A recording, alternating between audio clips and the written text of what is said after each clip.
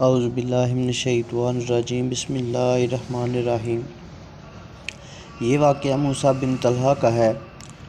ایک جنگ کے اختتام پر اسے گرفتار کر کے حضرت علی رضی اللہ تعالیٰ عنہ کی خدمت میں پیش کیا گیا تو آپ رضی اللہ تعالیٰ عنہ نے اس سے فرمایا، اگر تو اللہ سے 3 بار استغفار اور توبہ کر لے تو میں تجھے آزاد کر دوں گا۔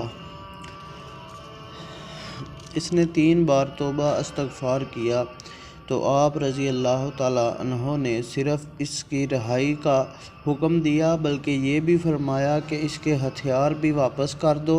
کچھ لوگوں نے اس فیصلے کو ناپسند کیا، جس پر آپ نے فرمایا، یہ میرے آقا کریم صلی اللہ علیہ وسلم کا فرمان ہے، جب کسی قیدی کو رہا کرو تو اس کا وہ سب سامان بھی واپس کرو جو گرفتاری کے وقت اس سے لیا گیا تھا۔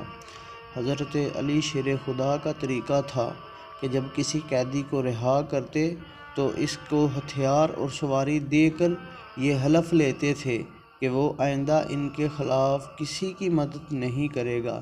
جب اس کی وجہ دریافت کی گئی تو آپ نے فرمایا، میں کوئی کام اپنے لیے نہیں کرتا بلکہ ہر کام اللہ اور اس کے دین کے لیے کرتا ہوں۔